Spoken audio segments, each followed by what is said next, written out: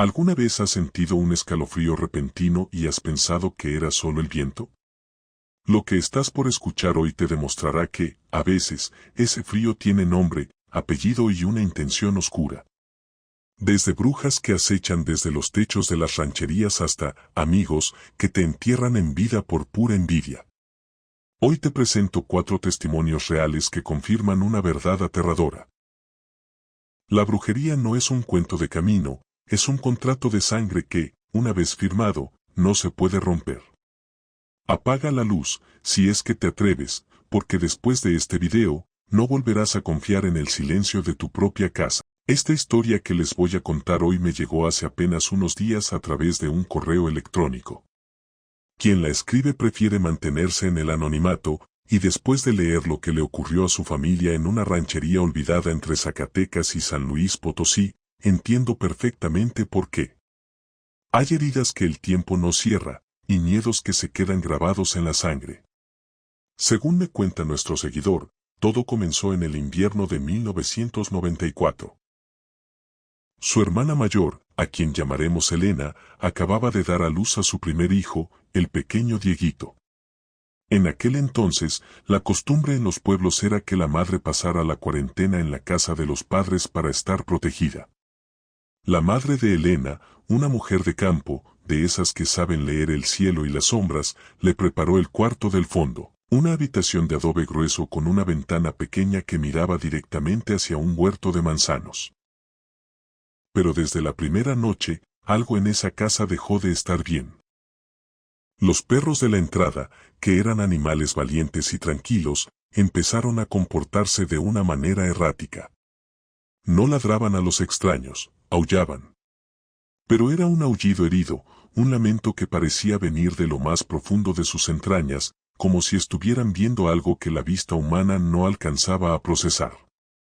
El padre de la familia, un hombre escéptico y de pocas palabras, decía que eran los coyotes bajando del cerro, pero la madre, ella sabía que el peligro no tenía 4 patas. Ella comenzó a tomar precauciones que a sus hijos les parecían exageradas. Colocó tijeras abiertas en cruz bajo la cuna, puso una tina con agua bendita y esparció semillas de mostaza en el marco de la ventana y en el techo. Cuando nuestro seguidor le preguntaba por qué hacía todo eso, ella solo respondía con un hilo de voz: hay ojos que brillan en la oscuridad buscando lo que es puro. No pregunten y no miren por la ventana después de las 12. La verdadera pesadilla comenzó la tercera noche. Elena se despertó de golpe a las 3 de la mañana, esa hora en la que dicen que el velo entre nuestro mundo y el de ellos es más delgado.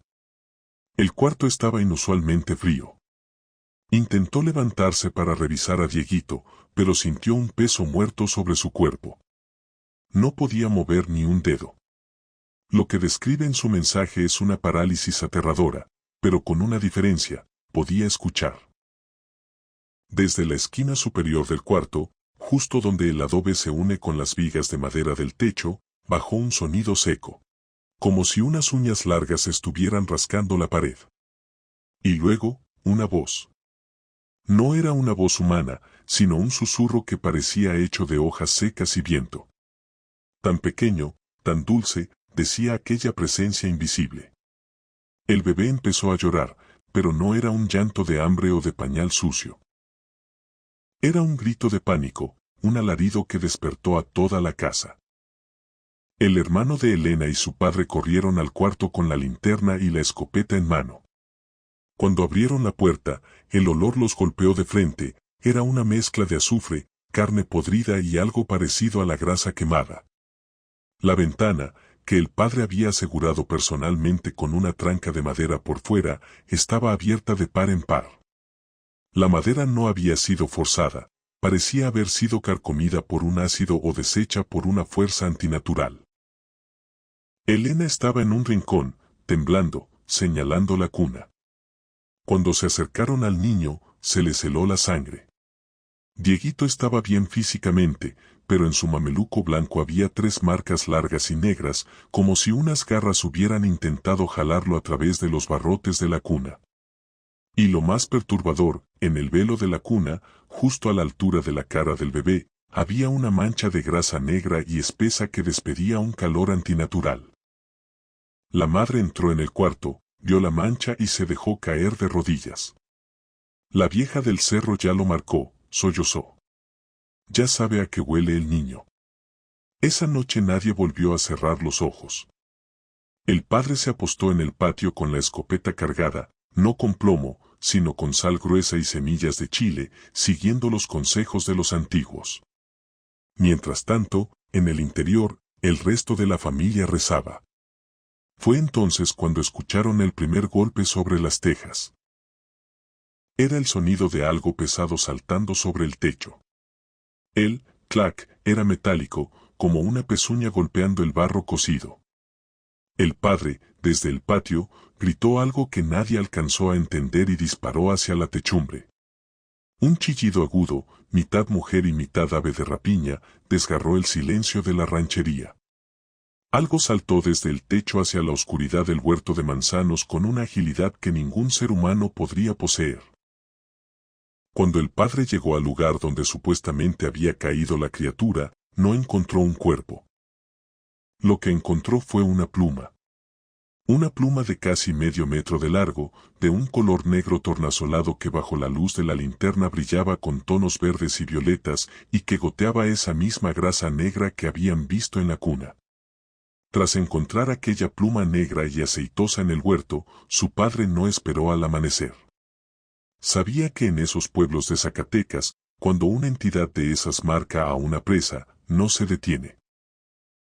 A las 5 de la mañana, con el frío calando hasta los huesos, subieron a Elena y al bebé a la vieja camioneta y manejaron 2 horas hacia la sierra, buscando a una mujer de la que todos hablaban pero a la que nadie quería visitar, doña Faustina. Doña Faustina era una curandera de las de antes. Vivía en una choza de piedra pegada al cerro, rodeada de plantas que exhalaban un aroma amargo. Cuando llegaron, antes de que el padre de nuestro seguidor pudiera siquiera bajar de la camioneta, la anciana salió a su encuentro. No llevaba lámpara, pero sus ojos parecían brillar con una luz propia. Ya se tardaron, dijo la vieja con una voz que sonaba a tierra seca. Traen el aroma de la voladora, pegado en la ropa. Lo que pasó dentro de esa choza es algo que Elena no ha podido olvidar en 30 años. Doña Faustina no usó rezos comunes. Tomó al bebé y lo colocó sobre una mesa de madera oscura. Luego, sacó un espejo de obsidiana y lo puso frente a la cara del niño. Lo que vieron en el reflejo no era el rostro de Dieguito, sino una sombra deforme que parecía estar abrazando al bebé desde atrás. La marca de grasa que encontraron no es suciedad, explicó Faustina mientras pasaba un huevo negro sobre el cuerpo del niño. Es el rastro de su aliento. Esa cosa ya le bebió un poco de su energía vital mientras Elena estaba paralizada. Si vuelve una noche más, el niño amanecerá seco, como una fruta olvidada al sol. La curandera les reveló algo que les heló la sangre, esas criaturas, a las que la gente llama brujas pero que en realidad son algo mucho más antiguo y oscuro, no siempre vienen de lejos. A menudo, viven entre nosotros, ocultas tras una fachada de normalidad. Faustina les dio una instrucción clara, debían regresar a casa, pero no debían entrar por la puerta principal. Tenían que quemar la pluma que encontraron en un fogón fuera de la casa y observar quién de la ranchería llegaba a pedir algo, prestado, antes de que cayera el sol. Regresaron a la casa con el corazón en un hilo. Siguiendo las órdenes de la curandera, el padre encendió un fuego en el patio trasero y arrojó la pluma negra. El olor volvió a inundar el aire, un hedor podrido que hacía llorar los ojos. Apenas la pluma se volvió ceniza, escucharon el chirrido de la puerta del zaguán.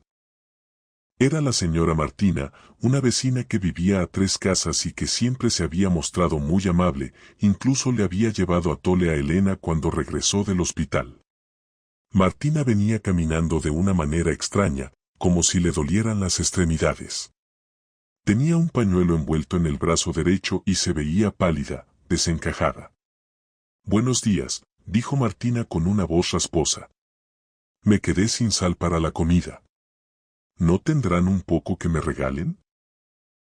El padre de nuestro seguidor, recordando las palabras de la curandera de que la sal es veneno para la envidia, entró a la cocina y llenó un cuenco entero. Pero no se lo entregó en la mano, lo dejó en el suelo, frente a ella.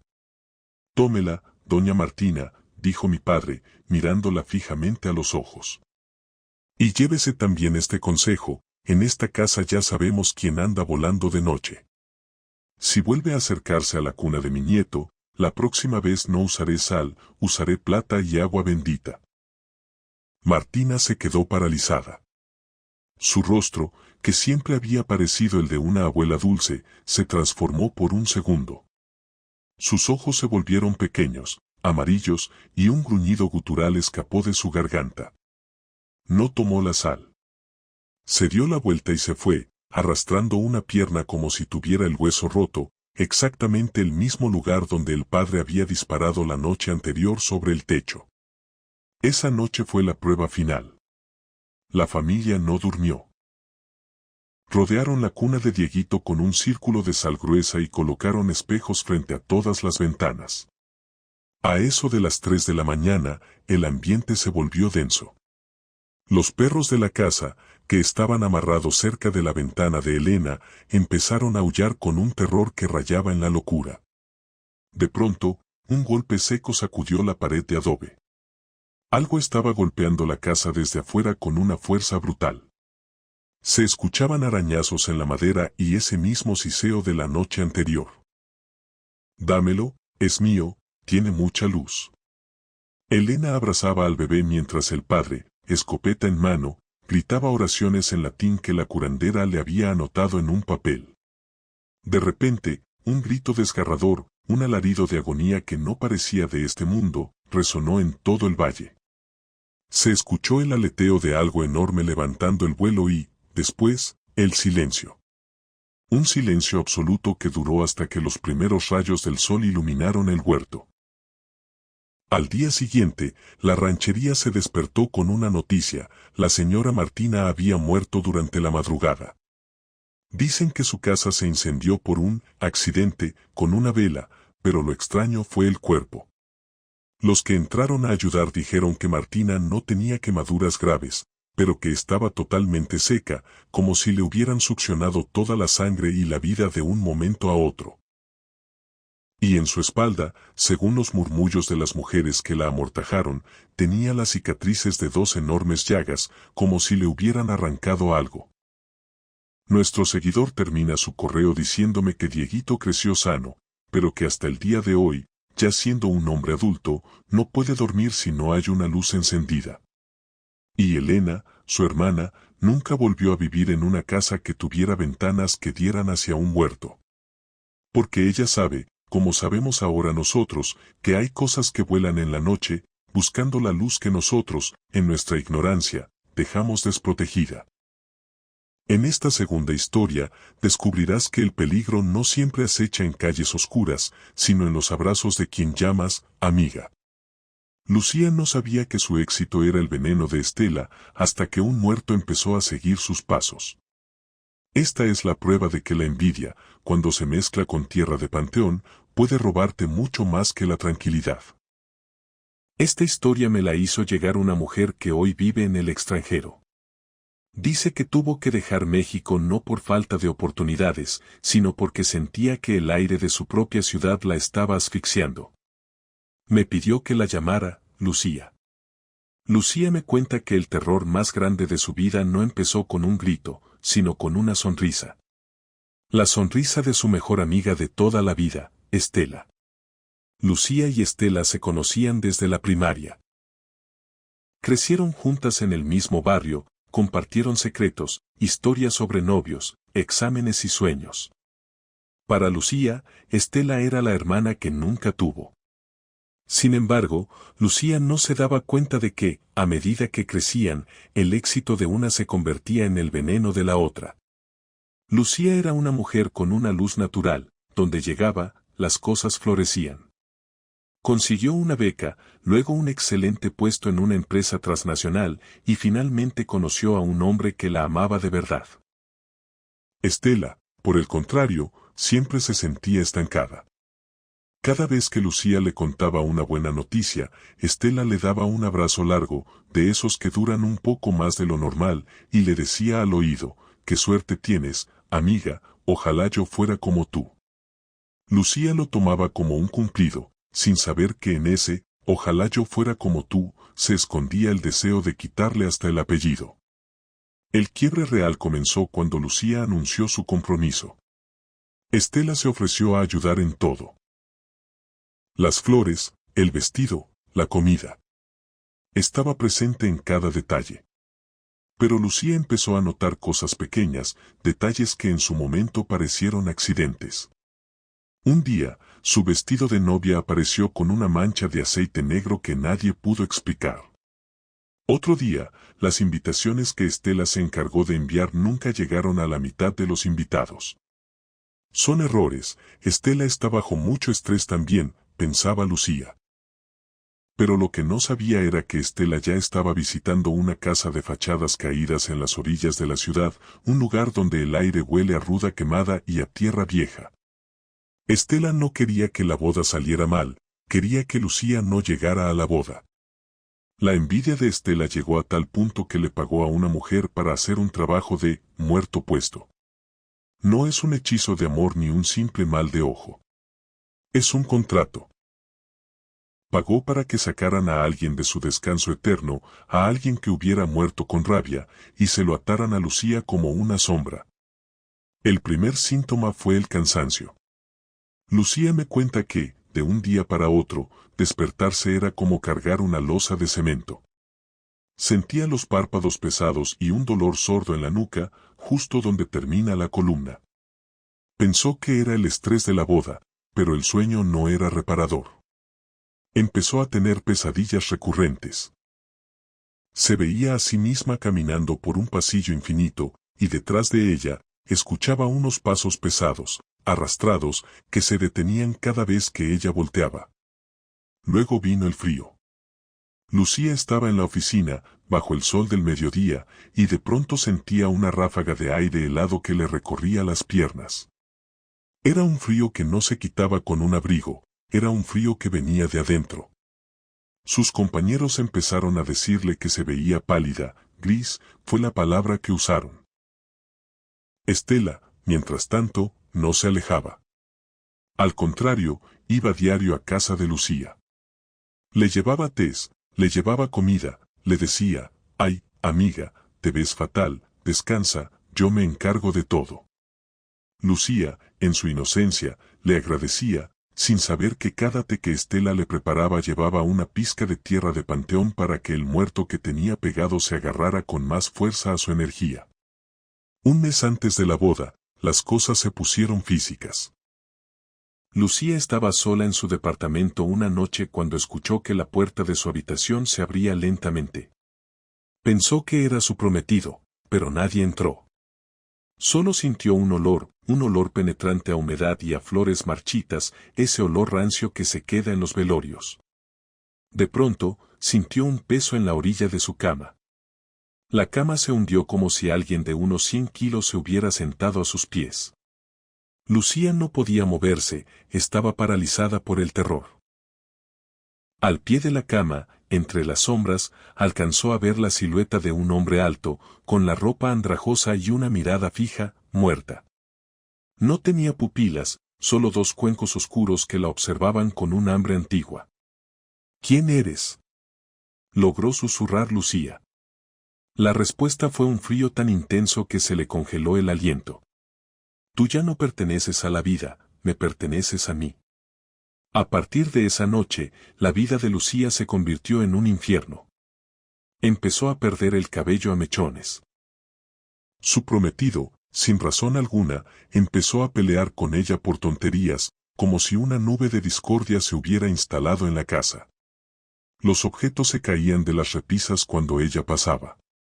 Pero lo más aterrador eran los espejos. Lucía me cuenta que dejó de verse en ellos porque, detrás de su reflejo, siempre aparecía aquel hombre, cada vez más cerca, cada vez más nítido, con una mano grisácea apoyada en su hombro. Estela seguía ahí, fingiendo preocupación, pero Lucía empezó a sospechar el día que encontró a Estela en su cocina, de espaldas, susurrando algo frente a un vaso de agua con una foto de Lucía adentro, boca abajo. Cuando Lucía le preguntó qué hacía, Estela se dio la vuelta con una mirada de odio que no pudo ocultar a tiempo. Solo te estoy haciendo una protección, amiga, estás muy mal, le dijo con una sonrisa falsa que ya no llegaba a sus ojos. Lucía decidió buscar ayuda fuera de su círculo. Fue a ver a un anciano que le recomendaron, un hombre que vivía en un pueblo alejado y que se dedicaba a limpiar lo que otros ensuciaban. Al verla bajar del coche, el anciano ni siquiera la dejó entrar a su casa. «Váyase de aquí», le gritó. «Trae a un hombre colgado de la espalda. Ese muerto no es suyo, pero ya se la está comiendo». Lucía rompió a llorar y le suplicó ayuda. El anciano, al ver su desesperación, accedió a revisarla. Le explicó que el muerto que le habían puesto era un centinela, un espíritu de alguien que murió en la cárcel y que no tenía a nadie que le rezara. Estela le había prometido luz y atención a cambio de que se llevara a Lucía. «Para quitarte esto, hija», le dijo el viejo, «tienes que ver la verdad a la cara. El muerto se alimenta de tu confianza en la persona que te lo mandó. Mientras sigas creyendo que ella es tu amiga, él tiene una puerta abierta en tu corazón». El proceso de liberación fue una tortura. El anciano la metió en una tina con hierbas amargas y agua bendita. Lucía cuenta que, mientras el viejo rezaba, ella sentía que algo le arrancaba la piel. Escuchaba gritos en la habitación que no eran de ella ni del anciano. Eran los gritos del muerto que no quería soltar su presa. «Ella me pagó. Ella me dio permiso», aullaba la entidad. En medio de la curación, Lucía tuvo una visión clara. Vio a Estela en un panteón, enterrando un frasco con una prenda íntima de Lucía, una foto y mucha tierra negra. En ese momento, Lucía entendió todo. El amor que sentía por su amiga se transformó en una rabia fría y pura. En el instante en que Lucía aceptó que su hermana era su verdugo, el peso en su espalda desapareció con un estruendo que rompió los vidrios de la cabaña. El anciano le dio una última instrucción. «Vuelve a tu casa, saca todo lo que esa mujer te haya regalado y quémalo en un lugar baldío. No le hables, no la busques. El muerto ya no tiene casa contigo, así que buscará a quien le dio la orden para cobrarle el tiempo perdido». Lucía regresó y así lo hizo. Encontró bolsas de hierbas secas debajo de su colchón y fotos amarradas con cabello humano detrás de sus cuadros. Todo lo quemó. Estela llegó esa tarde, como siempre, pero Lucía no le abrió. A través de la puerta, le dijo: «Ya sé lo que hiciste, Estela. Quédate con tu muerto, que yo me quedo con mi vida». Me cuenta Lucía que los gritos que dio Estela afuera de su casa no parecían humanos. Juraba y perjuraba que no sabía de qué hablaba, pero su voz se iba quebrando, volviéndose ronca, idéntica a la del hombre de las pesadillas de Lucía. A los 3 días, se supo la noticia. Estela había sido internada de urgencia. No por una enfermedad común. Dicen que perdió la razón por completo. Gritaba que un hombre sucio no la dejaba dormir, que se sentaba en su pecho todas las noches y que le susurraba al oído todas las cosas que ella le había deseado a Lucía. Hoy, Estela vive en un hospital psiquiátrico. Los enfermeros dicen que siempre está mirando hacia su hombro izquierdo y que, a veces, se le escucha hablar con alguien que no está ahí, pidiéndole perdón, suplicándole que por favor la deje morir. Lucía se casó y se fue del país, pero me dice que todavía, en las noches de mucho silencio, siente un ligero escalofrío y se asegura de que sus espejos estén cubiertos. Porque sabe que la envidia es una puerta que, una vez que se abre con sangre y tierra de panteón, es muy difícil de volver a cerrar. En esta tercera historia, conocerás a Julián, un arquitecto exitoso que descubrió demasiado tarde que la envidia puede ocultarse tras un simple café. Beatriz no quería su amor, quería su voluntad, y para lograrlo tejió una red de sangre y amarres que casi le cuesta la vida. Prepárate para entender por qué, a veces, el enemigo más peligroso es aquel que te sonríe desde el escritorio de al lado. Para entender cómo terminó Julián, primero hay que entender quién era. No era un hombre cualquiera, era el tipo de persona que parecía haber descifrado el código de la felicidad. Arquitecto de profesión, Julián tenía esa mirada brillante de quien todavía cree que puede cambiar el mundo con sus manos. Su vida era una estructura perfecta, un departamento iluminado en la Colonia del Valle, un ascenso reciente en una de las firmas más prestigiosas de la ciudad y, sobre todo, Clara. Clara era su equilibrio. Se habían conocido en la facultad, compartiendo noches de café y entregas de proyectos finales. Ella, dedicada a la restauración de arte, tenía esa paciencia infinita para entender los silencios de Julián cuando estaba absorto en sus planos. Llevaban 5 años juntos y estaban a solo meses de casarse. Sus fines de semana eran una coreografía de amor y planes, elegir la paleta de colores para su nueva casa, visitar viñedos, reírse de cosas que solo ellos entendían. Julián amaba a Clara con una certeza que no dejaba espacio para las dudas. O eso creía él. Pero en el despacho de arquitectura, la realidad era distinta. Detrás del brillo de los cristales y el orden de los respiradores, se movía una sombra que Julián nunca quiso ver. Beatriz, la encargada del archivo y administración. Beatriz era una mujer de gestos lentos y una mirada que siempre parecía estar evaluando algo más allá de lo visible. Durante años, fue simplemente la señorita de archivos, alguien que Julián saludaba con una cortesía distante. Lo que él no sospechaba era que cada mañana, cuando él entraba a la oficina con su café y su seguridad, Beatriz lo seguía con la vista, alimentando una envidia que con el tiempo se había transformado en algo mucho más peligroso, un deseo de posesión absoluto. Beatriz odiaba a Clara sin conocerla. Odiaba las flores que Julián le enviaba, odiaba las fotos que él tenía en su escritorio y, sobre todo, odiaba que un hombre como él, con esa luz y ese éxito, no fuera para ella. Su vida, gris y solitaria en un departamento que siempre olía a humedad, se convirtió en un laboratorio de resentimiento. Beatriz no quería el amor de Julián, quería que él fuera su esclavo, quería arrebatarle esa voluntad que lo hacía caminar tan erguido. La oportunidad llegó con un proyecto monumental. Julián fue nombrado director de obra de un centro comercial y el estrés empezó a pasarle factura. Pasaba 12 horas diarias en el despacho, descuidando su alimentación y sus horas de sueño. Fue entonces cuando Beatriz dio su primer paso, un paso tan sutil que parecía un acto de bondad. Le traje un poco de caldo de pollo, arquitecto, le dijo una tarde de lluvia, dejando un recipiente de cerámica humeante sobre sus planos. Se ve muy pálido y Clara no está aquí para cuidarlo. Julián, con la guardia baja por el cansancio, aceptó el gesto.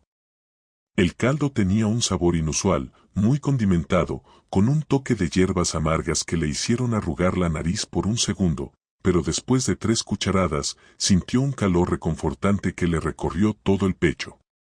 Le agradeció con una sonrisa genuina. Esa noche, al llegar a casa, el departamento se sintió diferente. El perfume de Clara, que siempre había sido su refugio, le provocó una náusea repentina. Cuando ella se acercó a abrazarlo, Julián sintió que el cuerpo se le ponía rígido. No era cansancio, era un rechazo físico que le nacía de los huesos. ¿Qué tienes, Julián? Hueles, diferente, le dijo Clara, intentando besarlo. Déjame, Clara. El trabajo me tiene agotado. No me toques, respondió él con una dureza que lo asustó a él mismo. Esa fue la primera noche que Julián no pudo dormir. Se quedó mirando el techo, sintiendo que sus pensamientos ya no eran suyos. En su mente, una y otra vez, aparecía el rostro de Beatriz. No era un pensamiento agradable, era como una mancha que se expandía. Cada vez que intentaba pensar en Clara o en la boda, su cerebro experimentaba un pinchazo de dolor agudo, obligándolo a regresar a la imagen de la mujer del archivo.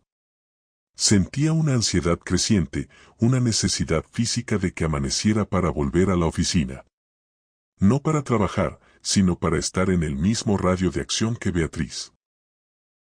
Sin saberlo, Julián estaba dejando de ser el arquitecto brillante para convertirse en una marioneta, y el nudo de sangre que Beatriz había empezado a tejer apenas estaba dándole la primera vuelta al cuello.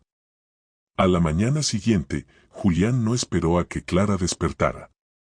Salió del departamento con una urgencia que rayaba en la desesperación, manejando hacia la oficina con las manos apretando el volante hasta que los nudillos se le pusieron blancos. No entendía por qué, pero sentía que si no llegaba pronto al despacho, algo dentro de su pecho iba a estallar. Al entrar, el aire acondicionado de la oficina le pareció insuficiente, sentía un calor interno, una agitación que solo se calmó cuando, al fondo del pasillo, divisó la figura de Beatriz. Ella estaba ahí, de pie junto a la fotocopiadora. No le dijo nada, pero cuando Julián pasó a su lado, ella le dedicó una mirada lenta, de arriba a abajo, y él sintió un escalofrío que no fue de frío, sino de una sumisión que lo dejó sin aliento. Arquitecto, olvidó su termo ayer, dijo ella, acercándose más de lo necesario. Julián tomó el termo de acero. Al rozar los dedos de Beatriz, sintió una descarga eléctrica que le recorrió el brazo. Fue una sensación violenta, casi dolorosa, pero que su cuerpo recibió con una sed espantosa. Durante el resto de la mañana, Julián no pudo avanzar en sus planos.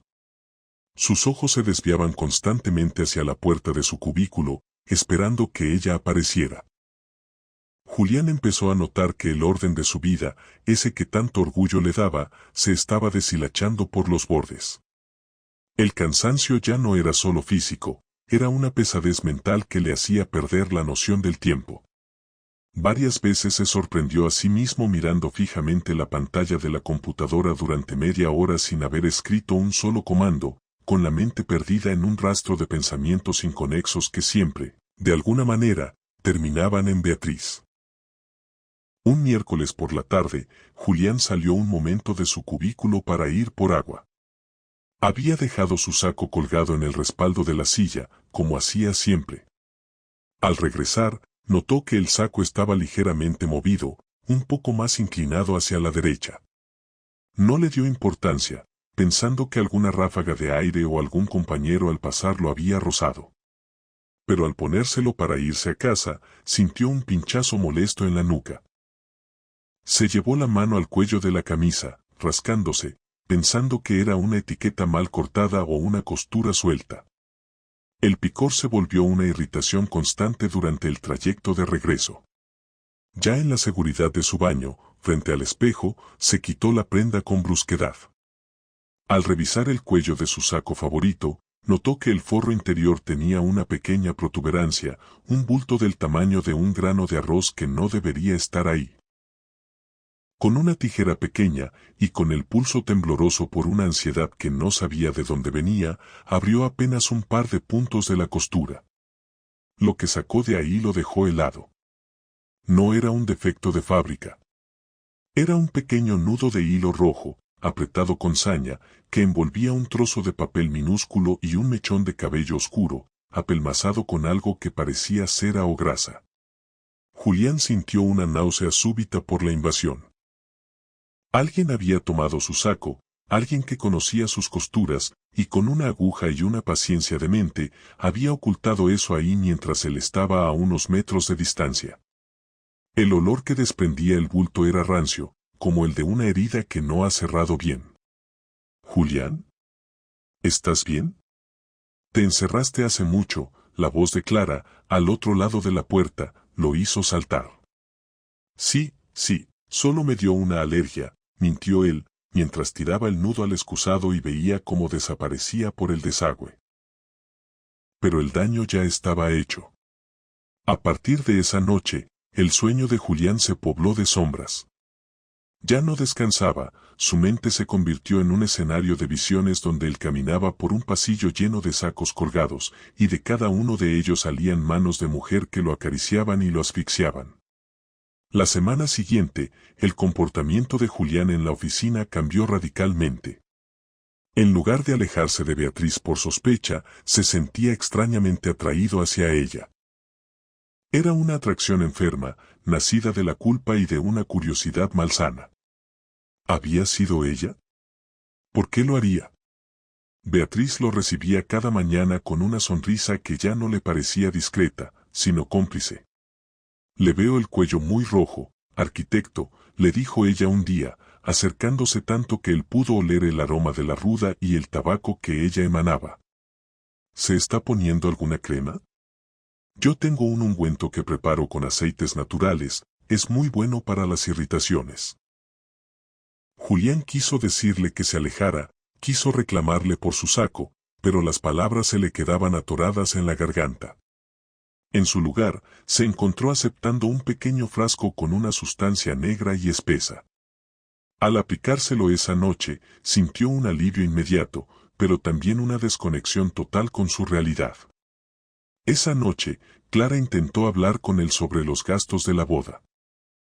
Ella no lo siguió, se quedó en la sala, en silencio, empezando a entender que el hombre con el que compartía su vida se estaba convirtiendo en un extraño que caminaba hacia una oscuridad que ella no podía iluminar. Julián bajó las escaleras y se acercó al coche. Clara lo veía por la ventana de la sala. Beatriz arrancó el coche y se alejaron de la colonia del Valle, internándose en las calles de una ciudad que Julián ya no reconocía, donde las luces de los semáforos parecían ojos rojos vigilando su rendición. La ausencia de Julián aquella noche no fue como las otras. No hubo llamadas, no hubo mensajes de me quedé tarde en la oficina.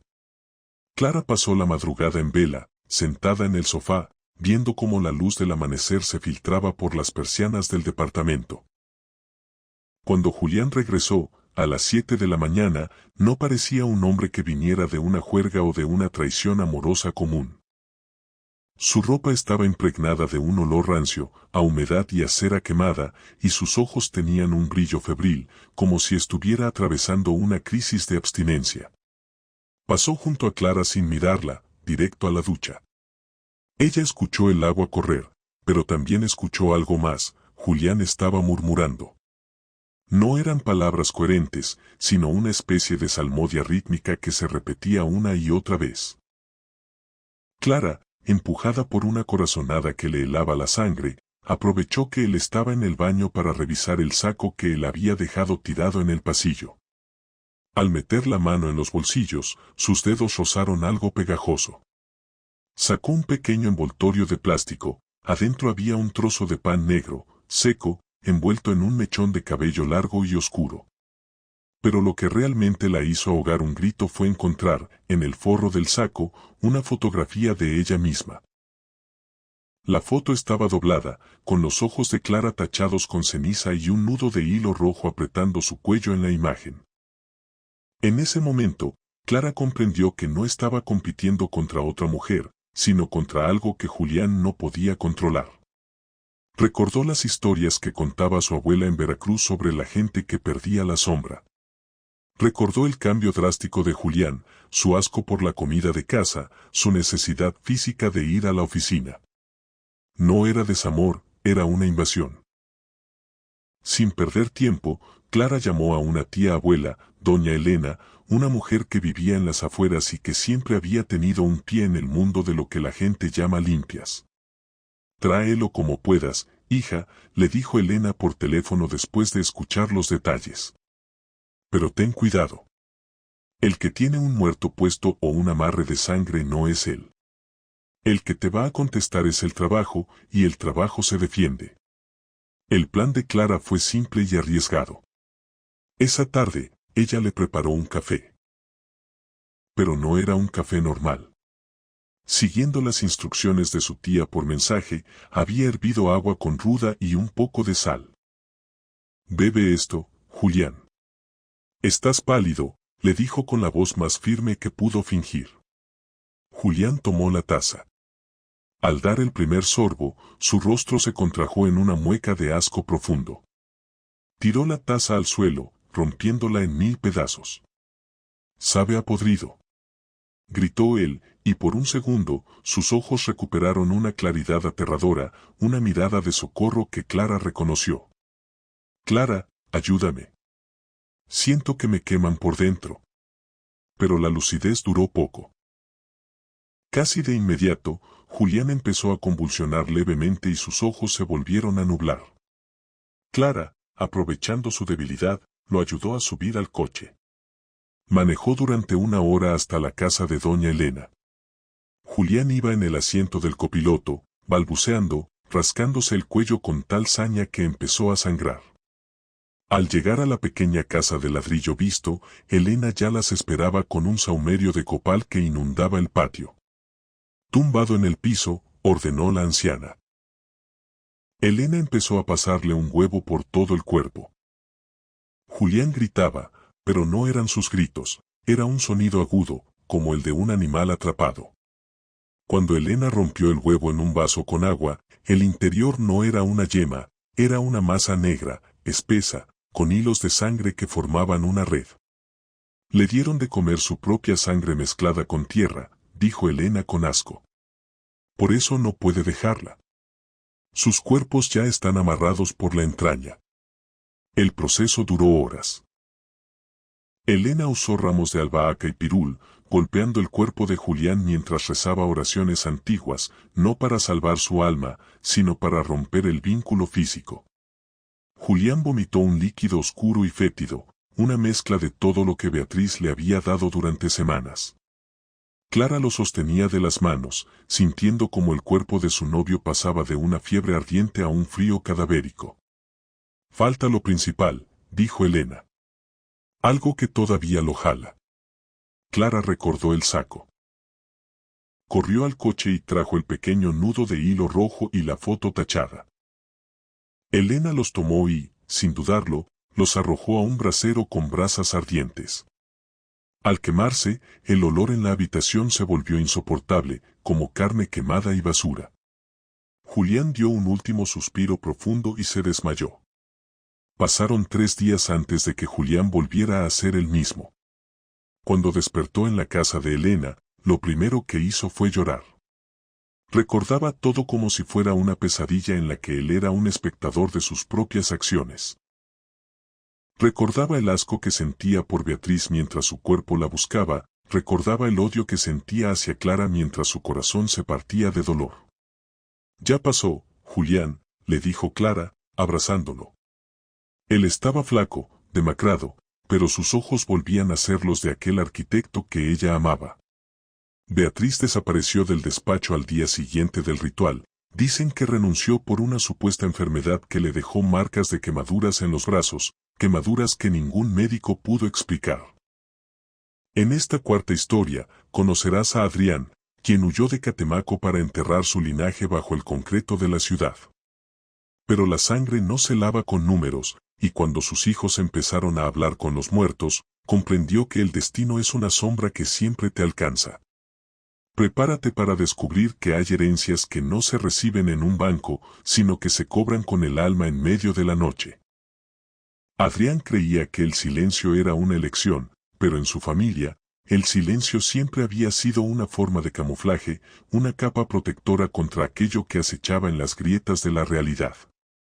Creció en una casa de adobe en las afueras de Catemaco, un lugar donde el aire siempre pesaba más de lo normal y donde las ventanas estaban permanentemente selladas con cera de abeja virgen en las comisuras para evitar que los aires se filtraran durante la noche.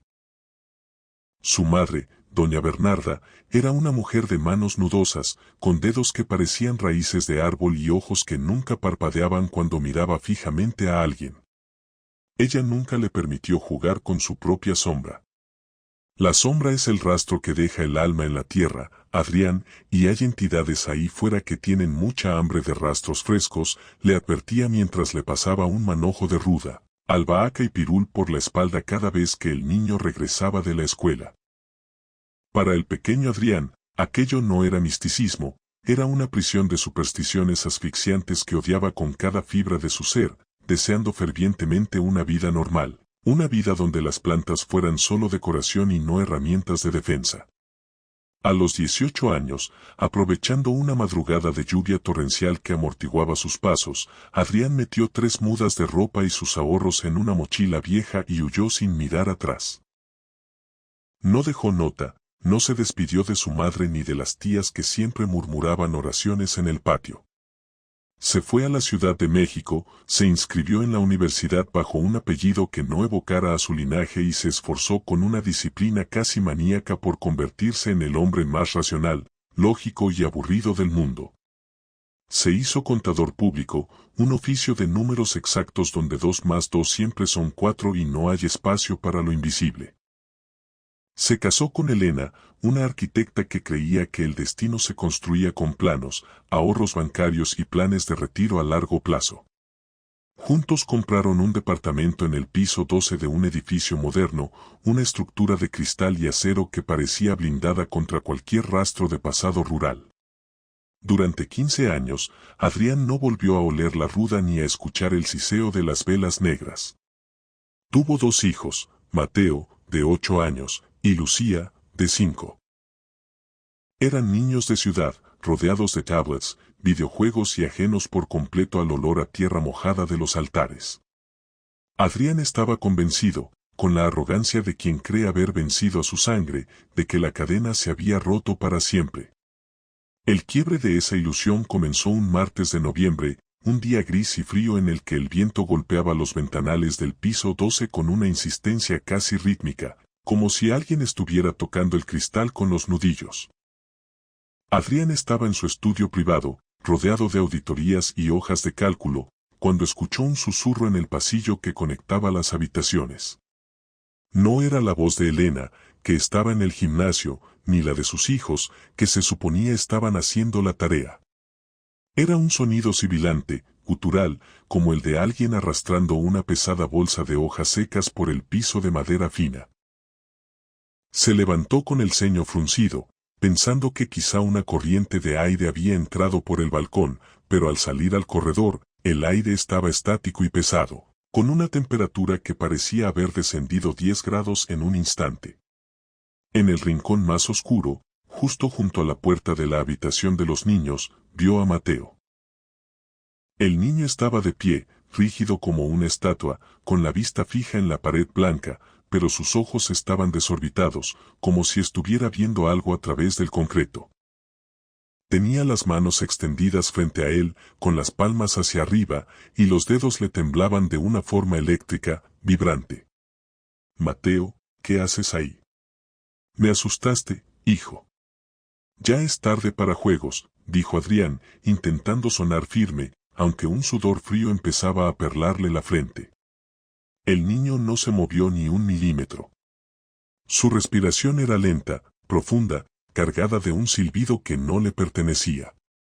Estoy sosteniendo el hilo, papá. Respondió Mateo sin mirarlo, con una voz que sonaba extrañamente madura, carente de la inocencia habitual. La abuela dice que si suelto el hilo, la puerta se va a cerrar antes de tiempo y ella no podrá entrar a dejarte el regalo que te prometió cuando naciste. Dice que te has vuelto muy lento de memoria. Adrián sintió que la sangre se le drenaba de la cara, dejándolo lívido. Su madre, Bernarda, había muerto hacía exactamente 6 meses en el pueblo. Él no había ido al entierro, se había limitado a enviar una transferencia bancaria para los gastos, convencido de que su ausencia física cortaría el último vínculo. ¿Cómo podía Mateo hablar de una abuela a la que nunca había conocido, de la que Adrián nunca había mostrado siquiera una fotografía? No hay ninguna abuela aquí, Mateo. Estás soñando despierto, quizá la cena te cayó mal. Ve a la cama ahora mismo, ordenó Adrián, tomándolo del hombro. En cuanto su mano tocó la pijama del niño, sintió una descarga de calor insoportable, como si el cuerpo de Mateo fuera un horno encendido.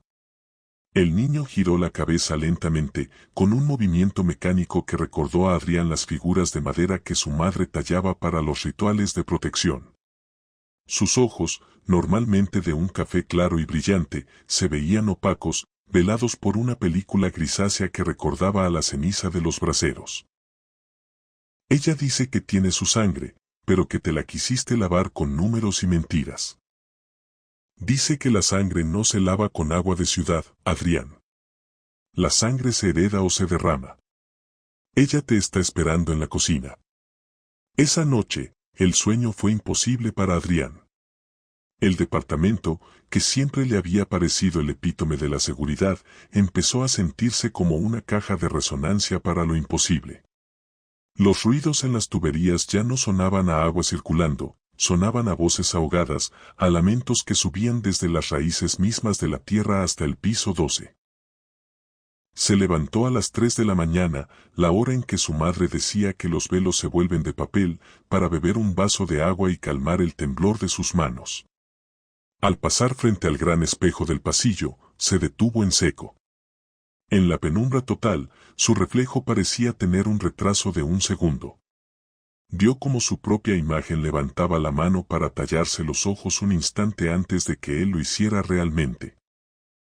El miedo, un miedo ancestral que había permanecido dormido durante década y media, estalló en su pecho.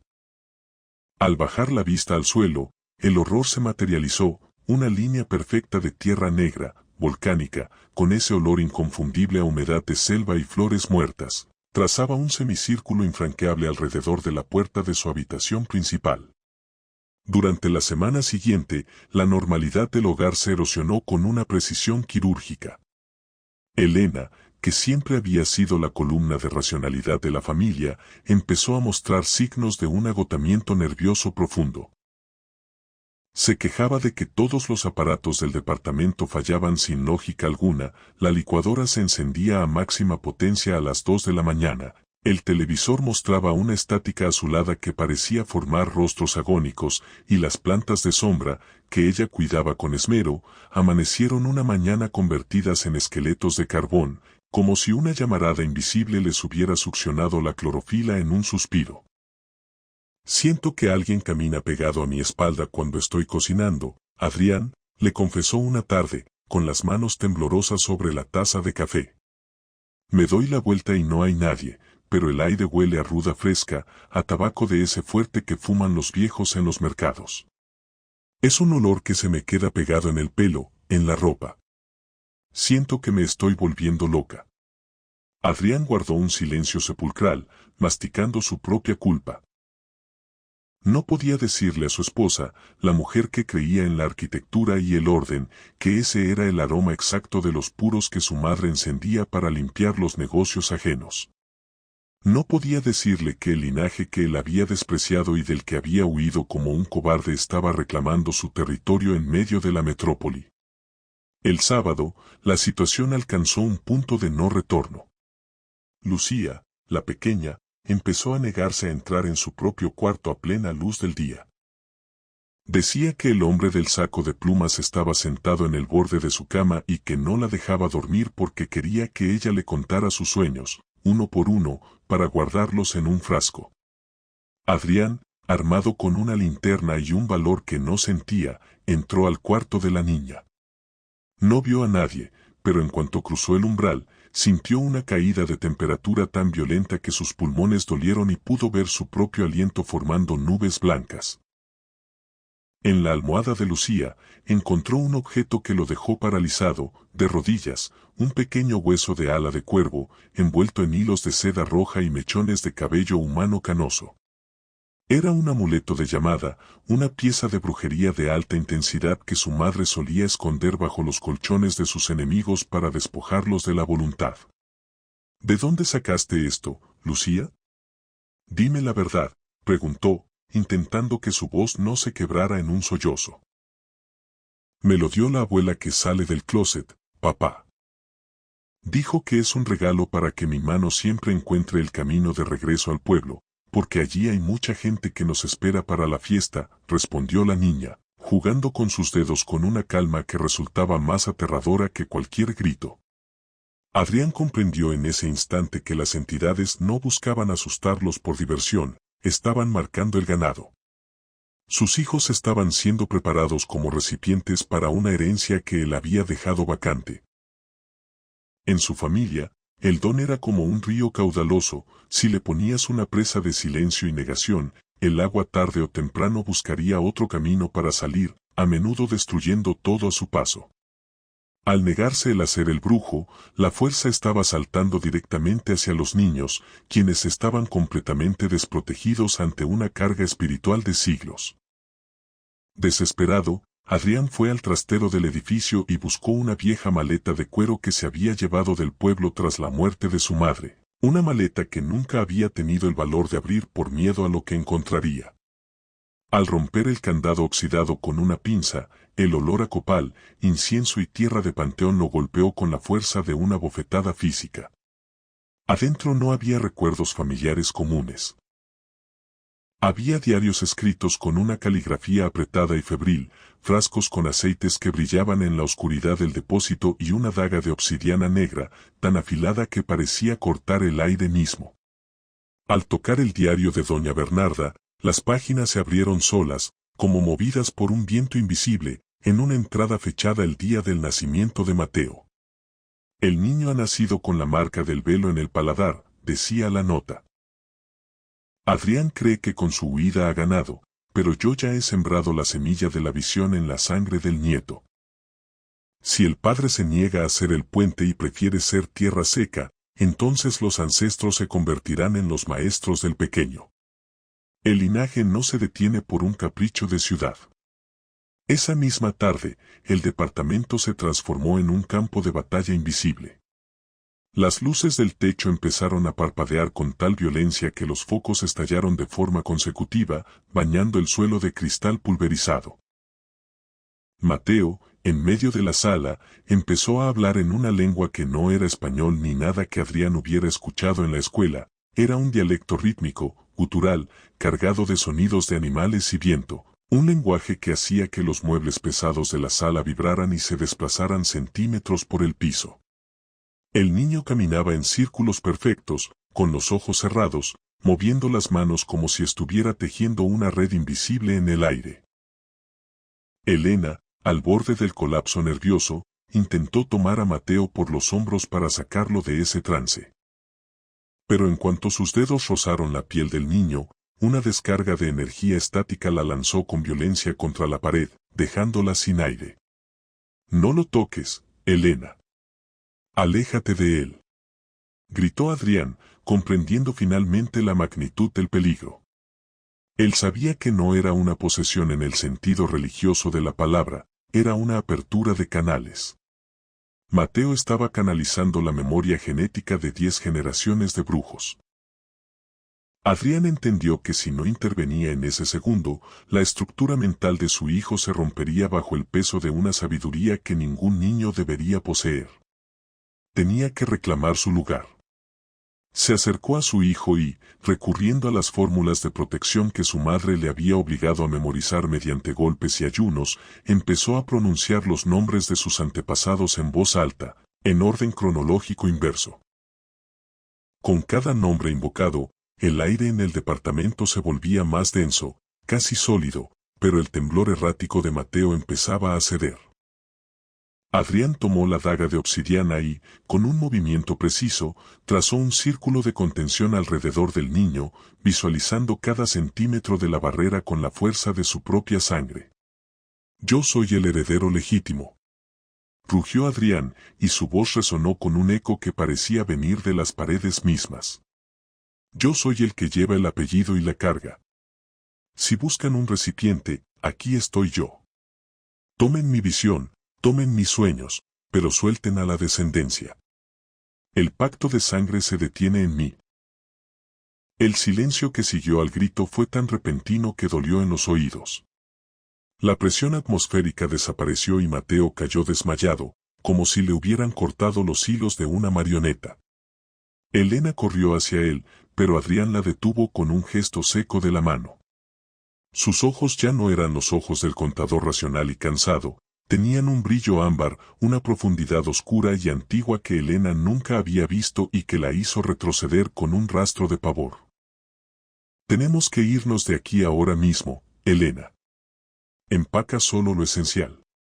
No nos llevaremos nada que haya estado en este departamento», dijo él, con una autoridad que no admitía réplica.